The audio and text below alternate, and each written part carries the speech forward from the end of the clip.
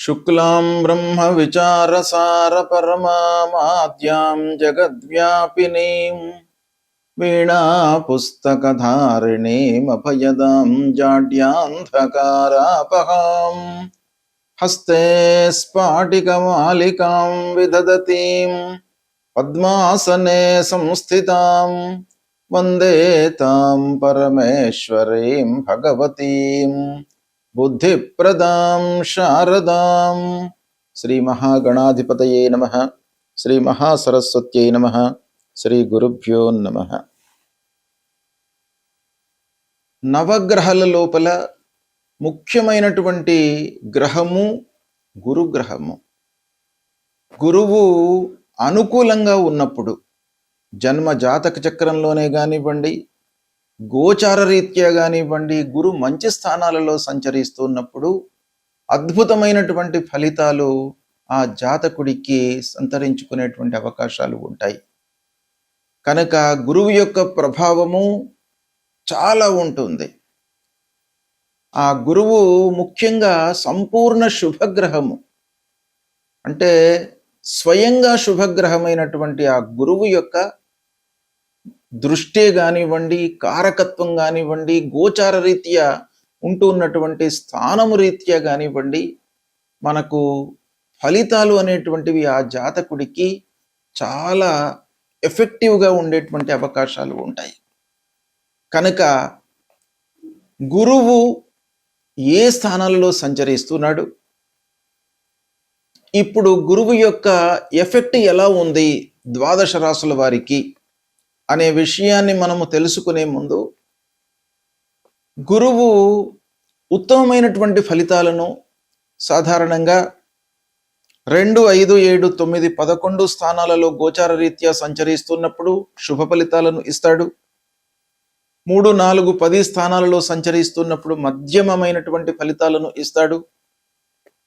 6, 8, 12 స్థానాలలో సంచరిస్తున్నప్పుడు దుష్ప్రభావాన్ని చూయిస్తాడు.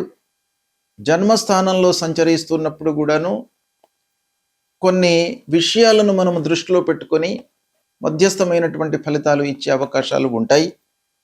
అంతేకాకుండా గురువు యొక్క ఫలితాన్ని మనము క్రోడీకరించి చూడాలి. ఎలానంటే, గురువు సంపూర్ణ శుభగ్రహము, గురువు యొక్క కారకత్వాలు, అంటే గురువు సాధారణంగా మనకు ఏ ఏ విషయాలపై ప్రభావాన్ని చూపిస్తాడు అనే విషయాన్ని మనం చూసినట్టయితే, ధనము, జ్ఞానము, విద్య, సంతానము, ధర్మకార్యాలు, అదృష్టము, చదువు, తర్వాత స్త్రీలకు వివాహము, సంతానము, ఇలాంటి ఎన్నెన్నో విషయాలపై గురువు యొక్క ప్రభావం ఉంటుంది. ఇవన్నీ కూడాను గురువు యొక్క కారకత్వాలు. అంతేకాకుండా కారకత్వంతో పాటుగా గురువు సంచరిస్తున్నటువంటి స్థానం కూడాను ప్రబలంగా మనం లెక్కలోకి తీసుకోవాల్సి వస్తుంది ఫలితాలు చెప్పే సమక్షం లోపల. ఆ స్థాన బలం కూడాను ఉండాలి. అంటే కారకత్వము, స్థాన బలము కలిసినట్టయితే శుభప్రదమైనటువంటి ఫలితాలను ఆ గురువు ఇస్తాడు. అయితే విరుద్ధ స్థానాలలో సంచరిస్తున్నప్పుడు, అంటే అశుభ స్థానాలలో సంచరిస్తున్నప్పుడు గురువు నైసర్గికంగా స్వభావరీత్యా శుభగ్రహం గనుక మిశ్రమ ఫలితాలను ఇచ్చేటువంటి అవకాశాలు ఉంటాయి. కాబట్టి గురువు సాధారణంగా ఏ స్థానంలో ఉన్నప్పటికీ ఎంతో కొంత మనకు మేలు చేసేటువంటి అవకాశాలే ఉంటాయి అనేటువంటిది మనకు శాస్త్ర వచనం గనుక గురువు యొక్క ప్రాధాన్యత చాలా ఉంది. అయితే ప్రస్తుతము గురువు మిథున రాశిలో సంచరిస్తున్నాడు. మిథున రాశి అంటే బుధుని క్షేత్రంలో సంచరిస్తున్నాడు. బుధుడు గురుగ్రహానికి సముడు, అంటే గురువు బుధుడికి శత్రువు, బుధుడు గురువుకు సముడు అన్నమాట. అంటే సమశత్రుత్వము కలిగినటువంటి రాశి లోపల గురుగ్రహము సంచారము చేస్తున్నాడు. పునర్వసు నక్షత్రంలో 1వ తారీఖు, అంటే 1 జూన్ 2026 వరకు సంచరిస్తున్నాడు. దీన్ని దృష్టిలో పెట్టుకున్నట్టయితే మనకు 12 రాసుల వారికి ఎలాంటి ఫలితాలు ఉంటాయి అనేటువంటి విషయాన్ని మనం తెలుసుకుందాం. ధనుస్సు రాశి వారికి గురు గోచారం ఎలా ఉంది అనే విషయాన్ని మనం తెలుసుకుందాం. అంటే మిథున రాశిలో 1 జూన్ 2026 వరకు గురువు సంచరిస్తున్నాడు. అంటే మిథున రాశిలో సంచారము ధనుస్సు రాశి వారికి సప్తమ స్థానం అవుతుంది. అంటే సప్తమ స్థానంలో గురువు సంచరిస్తున్నాడు. సప్తమ స్థానము గోచార రీత్యా చాలా శుభప్రదమైనటువంటి స్థానం, శుభ ఫలితాలను ఇచ్చేటువంటి స్థానం.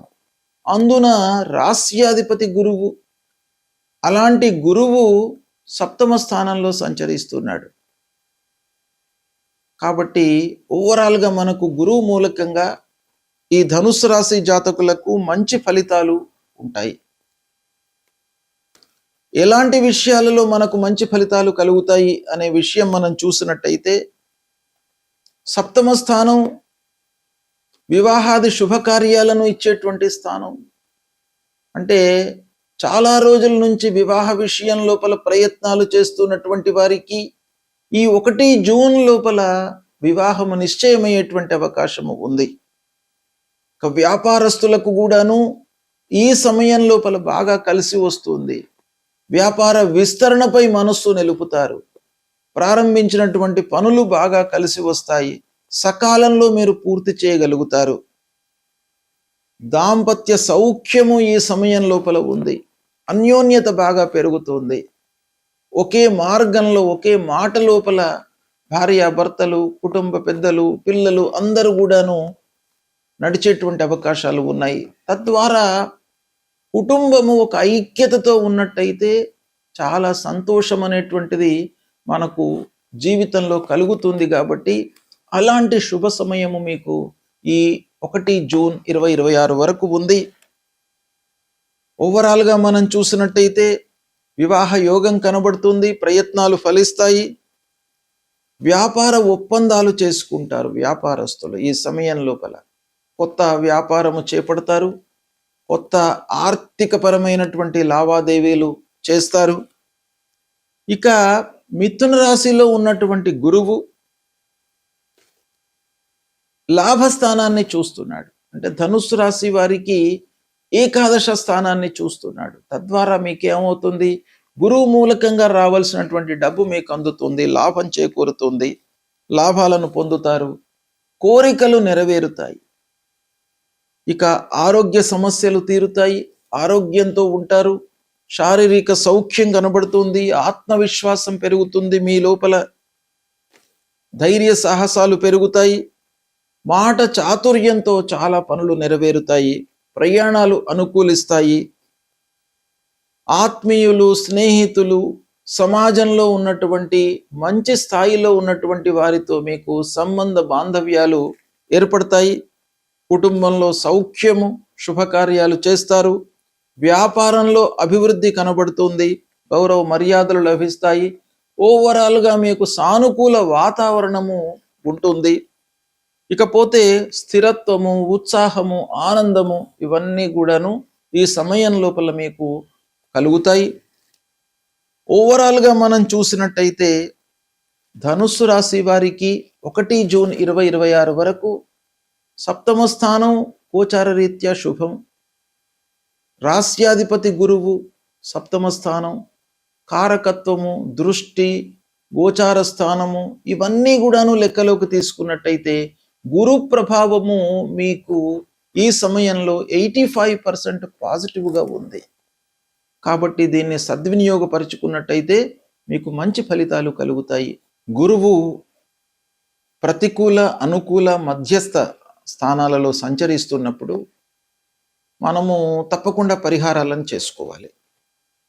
సాంప్రదాయ జ్యోతిష్యం ప్రకారంగా ఆధునికంగా మనము చూస్తున్నటువంటి అన్ని విషయాలను మనము దృష్టిలో పెట్టుకున్నట్టయితే శుభస్థానాలలో సంచరించడము, శుభ దృష్టి ఉండడము, గోచార రీత్యా అనుకూలమైనటువంటి స్థానాలలో సంచరించడము, కారకత్వాలు వీటన్నిటిని కూడాను మనం దృష్టిలో పెట్టుకున్నట్టయితే శుభ అశుభ స్థానాలు, పరిహారాలు వీటిని మనము నిర్ణయించుకొని గురువుకు సంబంధించినటువంటి విషయాలలో మనం పరిహారం చేసుకోవాలి. ముఖ్యంగా ఏంటంటే ద్వితీయ, పంచమ, సప్తమ, నవమ, ఏకాదశ స్థానాలలో మంచి ఫలితాలను ఇస్తాడు గురువు. అంటే గోచార రీత్యా ఈ స్థానాలలో సంచరిస్తున్నప్పుడు శుభ ఫలితాలను ఇస్తాడు.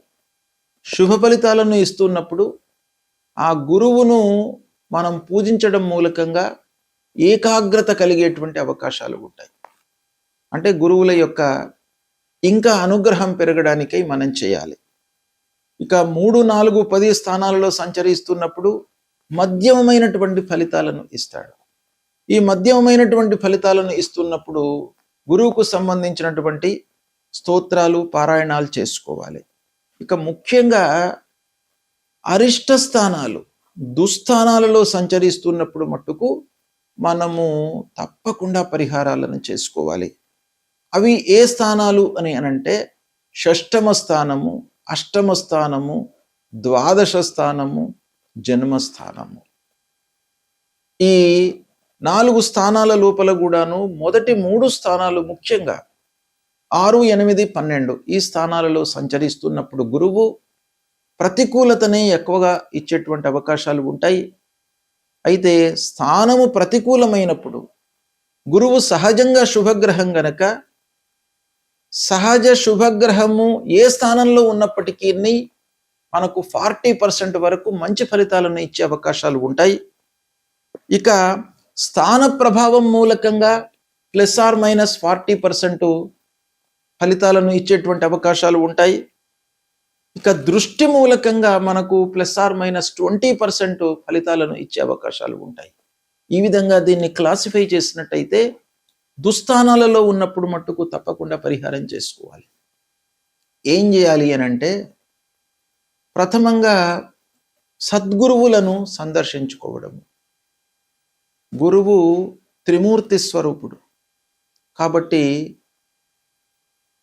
ఆ గురువులను సందర్శించుకోవడము, వాళ్ళను సేవించుకోవడము, వాళ్ళు చెప్పినటువంటి ఏదైనా కూడాను ఒక అనుగ్రహ భాషణను మనం వినడము, గురువుకు సంబంధించినటువంటి మూల మంత్రాన్ని జపించడము, దేవానాంచ ఋషీణాంచ గురుంకాంచన సన్నిభం వందనీయం త్రిలోకానాం తం నమామి బృహస్పతి అనేటువంటి మూల మంత్రాన్ని చదువుకోవడము, తల్లిదండ్రులను సేవించడము అన్నిటికంటే కూడాను మనకు ఉత్తమమైనటువంటి పరిహారంగా శాస్త్రంలో చెప్పబడి ఉంది. తల్లిదండ్రులు ప్రథమ గురువులు, తల్లిదండ్రులు ప్రథమ దేవుళ్ళు, అన్ని విద్యా బుద్ధులు అన్నీ కూడాను మనకు ఇచ్చి మన జీవితాన్ని నిలబెట్టినటువంటి వాళ్ళు తల్లిదండ్రులు. కాబట్టి తల్లిదండ్రులకు మీరు సపర్యలు చేయడము, వాళ్ళ గురించి తెలుసుకోవడము చేసినట్టయితే తప్పకుండా మీకు ఆ గురువు యొక్క అనుగ్రహం లభిస్తుంది. కనుక ప్రతి వాళ్ళు కూడాను 6వ స్థానము, 8వ స్థానము, ద్వాదశ స్థానము అంటే 6, 8, 12, 1 ఈ స్థానాలలో సంచరిస్తున్నప్పుడు మీరు తల్లిదండ్రులను సేవించండి. వాళ్ళ యొక్క అనుగ్రహం మీకు లభిస్తుంది. తద్వారా మీకు గురువు మూలకంగా కలిగేటువంటి ప్రతికూల ఫలితాలు మీకు శాంతి చేయబడతాయి, తగ్గుతాయి, తక్కువ మోతాదులో మీకు అనుభవంలోకి వస్తాయి. వాళ్ళ యొక్క అనుగ్రహం లభిస్తుంది.